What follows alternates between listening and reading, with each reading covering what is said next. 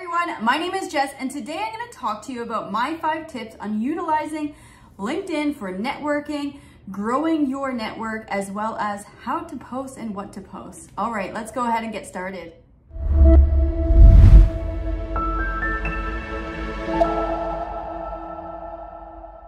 All right, everyone, welcome back to my channel. If you're new here, go ahead and hit that subscribe button below. It would help me out a lot, and you'll be reminded that every single Monday I do post new content.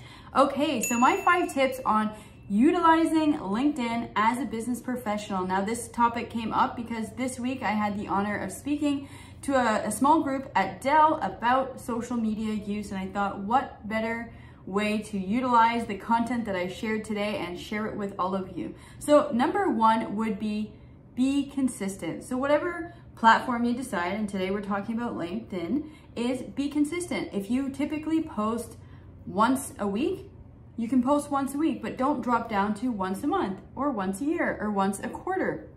Try to have some sort of consistency and routine, just like anything that we do, whether we work out or try to eat healthy. You typically have a routine. So make LinkedIn a routine until you get in the habit of just enjoying utilizing the platform. Now, number 2 would be to be authentic. Now, nobody wants someone that is not going to be real or that is going to share fake news or nothing that is, important to you. I see a lot of people just resharing the same content that they saw on another person's page, but they have not added, why is it important to them? What do they like about it? What is the article? What is compelling about the article? Or, reference something about the article itself.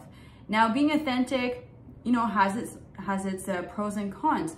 You don't need to be over authentic and oversharing your personal life, but show a portion of who you are in the business world. You don't need to share about your family or your friends or your pets unless it is normal for you to share that in a business environment. So what I would do is write down 3 to 4 things of what you want to represent, what your brand wants to represent, and go ahead and share that. For an example, I am a new mom, and right now I'm sharing a lot of information about being a new mom in the workplace and how challenging that is at certain times. So that is authentic to me, and I am willing to share that part of my life, if you understand where I'm going with this. Now, number 3 would be automation. When you see that I'm posting at 7 a.m. or 5 p.m., everything is automated. I create these videos, I prep when I want to post them. Typically they're on a Monday between either 7 a.m. or 5.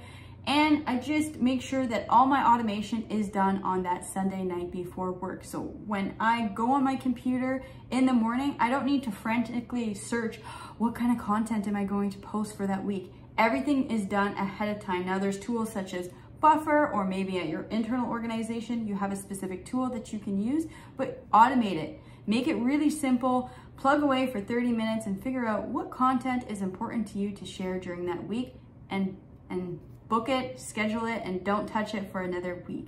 I know some people that do it on a monthly basis, but I prefer to have the routine to do it every Sunday, or you could even do it on Friday right after your work and schedule that in. Now, my 4th tip was think about your audience. Now, when I think about my audience, I have Dell employees, I have Dell customers, and I have a lot of you that are watching for interview tips and job tips. So any type of content that I am going to post, I need to think about, will my audience like this content, or will this speak to them? And sometimes some of my, videos like this, they don't hit with you, or they don't speak with you, and that's okay. But just make sure that you are well-rounded, talking to all of your audience with who you are in network with. And some people might choose to unfollow because your content is not what they are looking for, and that is okay. Now, my 5th and final one is look at companies that you are either working with as customers or you want to work there, and look at groups. So companies and groups, and go ahead and follow and connect with the people there. Don't just follow and then disengage and don't like the news that they're sharing or connect with some people at that company.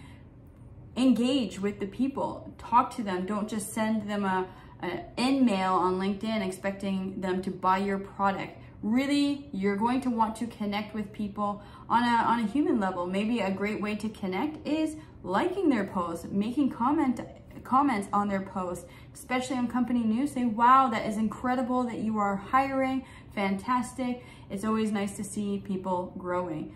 Whatever comment you want, that's an example, but engage with the company's content and the groups. Now, groups that are not super popular with LinkedIn, I think they might be discontinuing those in the next couple of years, but company data and feeds is fantastic to engage with. So those would be my 5 LinkedIn tips. If you have any tips, again, these are just mine. I'm sure there's loads out there. Feel free to comment below and even tell me where you're from and what type of content you would like to see next. All right, everyone, thanks so much for tuning in, and I will see you next Monday. Take care.